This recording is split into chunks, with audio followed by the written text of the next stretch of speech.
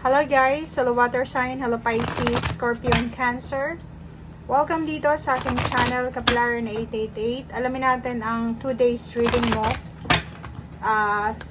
Ito ay from April 21 to 22.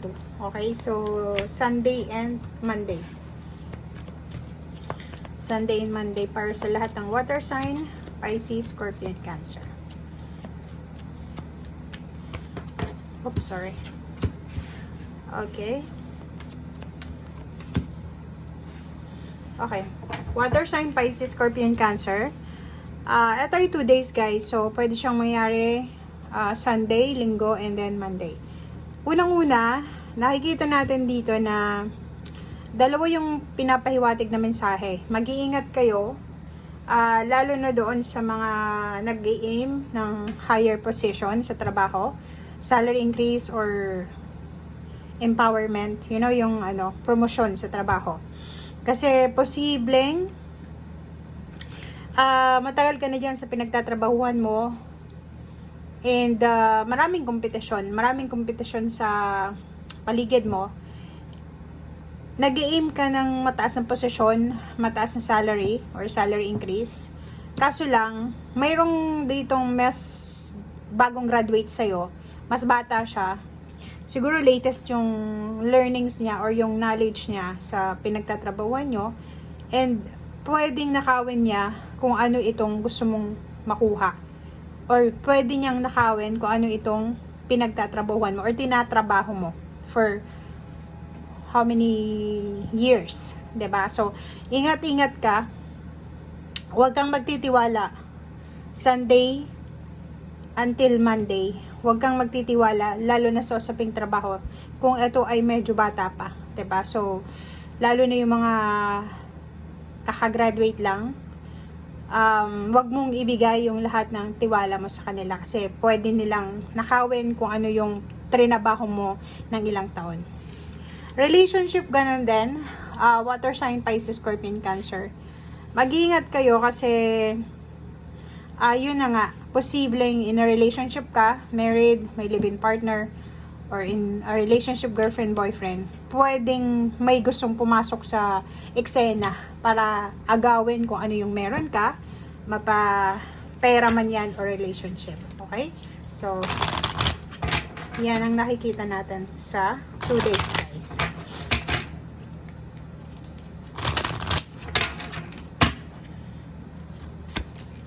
Okay, winter solstice, reflection, dream time.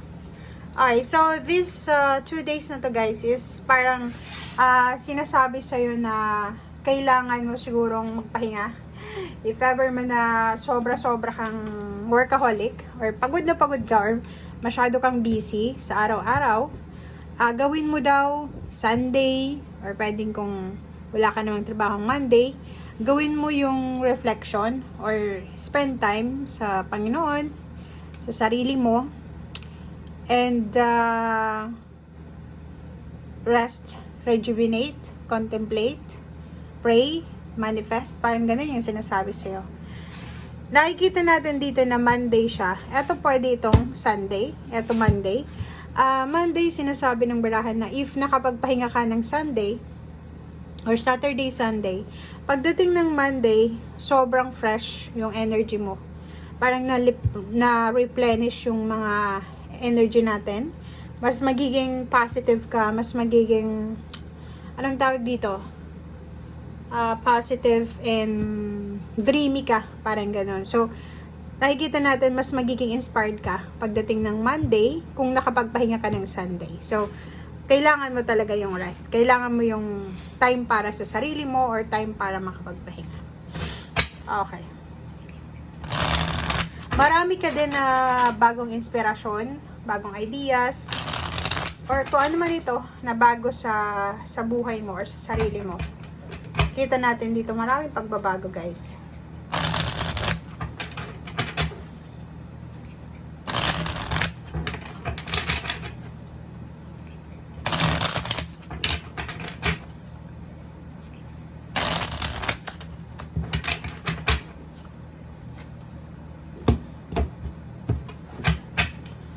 Okay, first card dito is Hierophant, number 5. If ever nag-aalala ka na parang feeling mo dito walang may gustong makinig sa sinasabi mo, or parang feeling mo mag-isa ka lang na lumalaban sa buhay, sinasabi ng baraha, nako, nagkakamali ka doon. Kasi kahit yung tao sa paligid mo, lahat sila traidorin ka na, nakawin kung ano yung meron ka, nakawin kung ano yung trinabaho mo, still meron pa rin na nakatingin sa'yo nandun sa taas. Okay? So, wag na wag kang mawala ng pag-asa. Like, for example, feeling mo yung journey mo, mag-isa mo lang na tinatahak, wag kang mag-alala. Kasi, hindi mo alam, may kasama kang helpers, spiritual helpers, guides, angels, and archangels. And nandiyan ang Panginoon.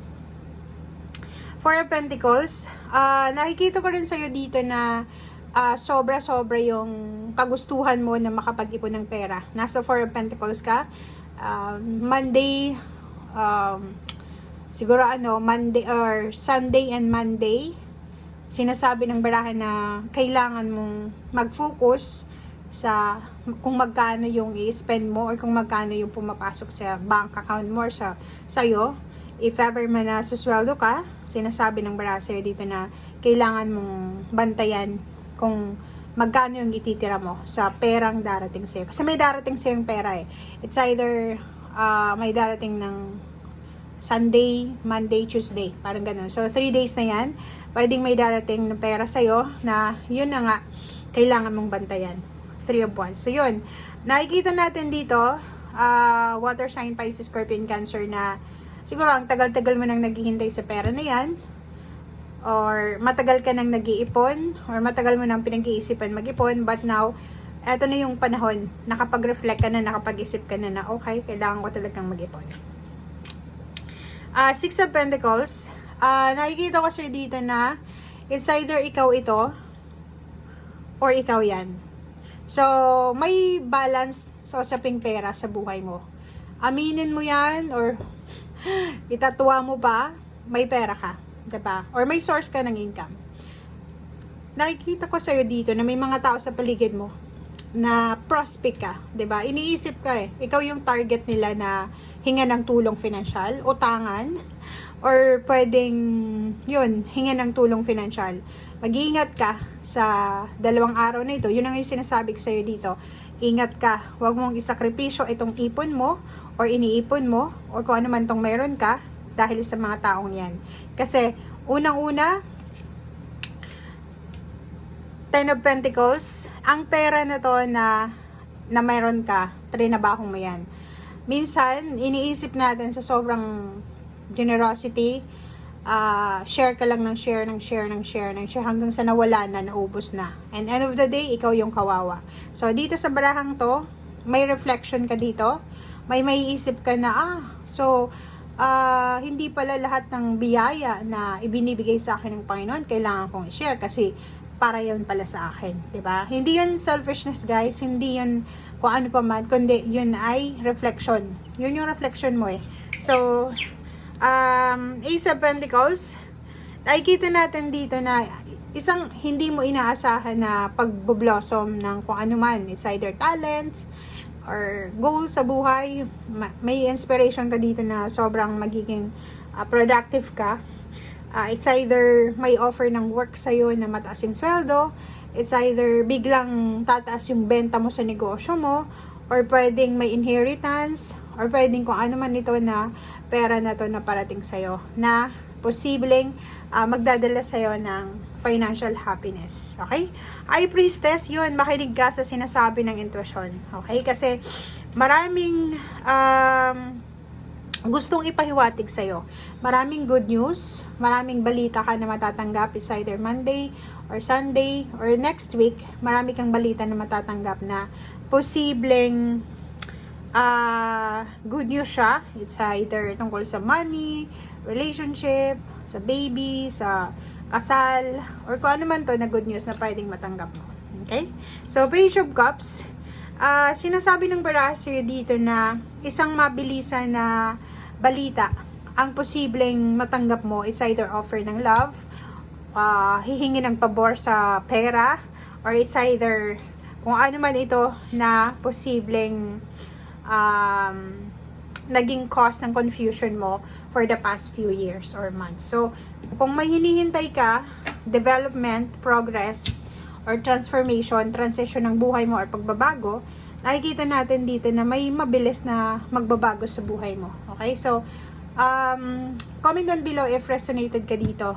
If ever man na busy ka sa pagtatrabaho, busy ka sa pag-iipon ng pera, marami kang ideas kung paano kumita ng pera, pero pagod ka, parang ganun. So, yung iba sa inyo, kailangan ng pahinga. So, comment down below. Okay? Thank you guys. Bye!